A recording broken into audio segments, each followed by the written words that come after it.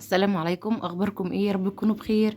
ان شاء الله النهارده هتكلم معاكم عن سبب من اسباب الله اكبر، يعني فشل الحقن المجهري، وكان لازم اتكلم فيه في البدايه قبل ما اتكلم في اي حاجه تانية.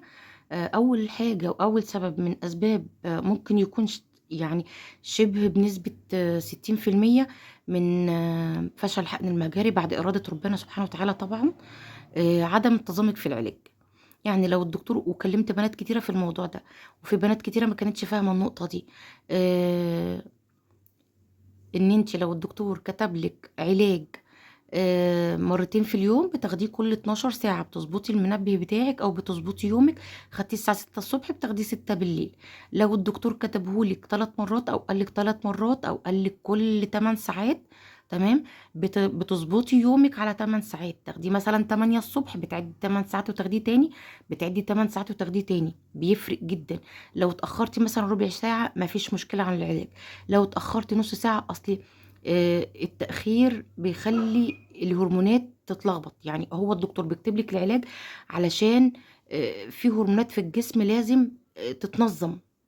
فانت لما بتتأخري في العلاج، الهرمونات بتتلخبط، بيحصل خلل، بيحصل لخبطة. فاهماني؟ عشان كده العلاج ما بيجيبش نتيجة، ما فيش استجابة. ونرجع نقول طب العملية ما نجحتش ليه؟ دي من أهم الحاجات، واللي ما بتخطرش على بال البنات، وبيفتكروها حاجة هينة. الدكتور يقول لك 3 مرات، لأني أنا في العملية الأولى بتاعتي ممكن يكون يعني مش عايزة أقول هي الحمد لله يعني ما كانش في فشل. بس لما كنت بتابع عشان عايزة أحمل، كان في هرمون آه، معين، أنا هقول لكم عليه بعد كده اهو، كان لازم يتظبط معايا. الهرمون ده كان سبب برضو من تأخير العملية او من فشل العملية. الهرمون ده كان عالي عندي جدا، فكان لازم اخد علاج ويتظبط بنسبة معينة الدكاترة عايزينها.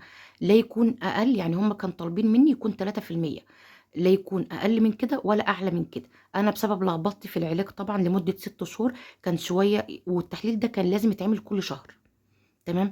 الشهر ده كان يطلع مثلا 2.5، فلا العملية مش هينفع تتعمل، كنا بنعيد العلاج من تاني. الشهر اللي بعده، عشان برضو ما كنتش اعرف ان انتظام العلاج مهم جدا ومواعيده مهمة جدا، كنت باخد العلاج في اي وقت. يعني دي سبب من ضمن الاسباب، وما كنتش اعرفها الا لما ربنا اكرمني، وعرفت بعد كده لما حملت. تمام. كنت مثلا اخد العلاج مش بانتظام، اروح اعمل التحليل في الشهر اللي بعده، التحليل يطلع اطلع اكتر من 3، كان بيطلع 3.5. فطبعا لا، لازم نعيده الشهر اللي بعده. فكانت نفسيتي وحشة، وما كنتش باكل، وما كنتش عارفة اتعامل. ويعني بصي، كانت الدنيا كلها كانت سواد بالنسبة لي، لغاية ما الحمد لله عرفت ان انا لازم انظم العلاج بمواعيد. الساعة 6 يعني الساعة 6، الساعة 6 ونص يعني الساعة 6 ونص. اتأخرت 10 دقايق مفيش مشكلة، انما تتاخري نص ساعه، تتاخري ساعه، تتاخري يعني فتره كبيره، لا ده بيبقى غلط جدا. الهرمونات بتبوظ، والعلاج اللي انت بتاخديه بيبقى ماشي مع علاج تاني على اساس ان يتظبط الهرمونات في جسمك. لا الهرمون ده يعلى، ولا ان بطانه الرحم عندك تبقى سميكه زياده عن اللزوم او رفيعه زياده عن اللزوم.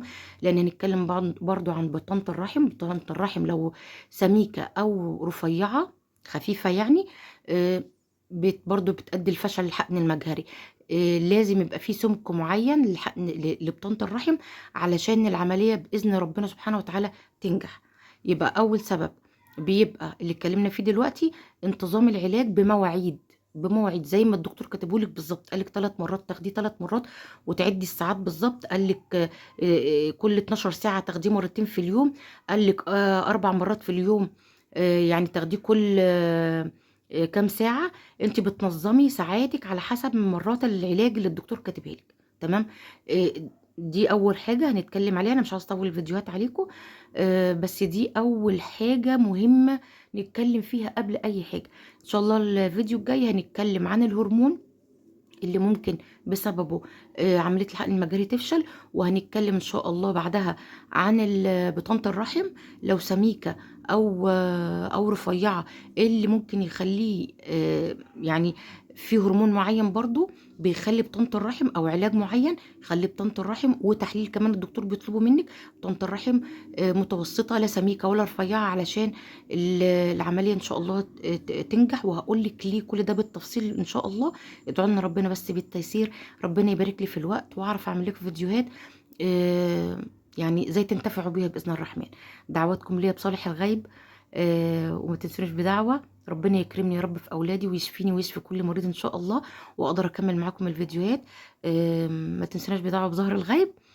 ولو انت اول مره تتفرجي معايا على القناه، اتمنى انت تشتركي وتفعلي زر الجرس، علشان لو اي فيديو انا عملته ان شاء الله جديد يوصلك باذن الرحمن وتنتفعي بيه حبيبتي. اسيبكم في حفظ الرحمن. السلام عليكم.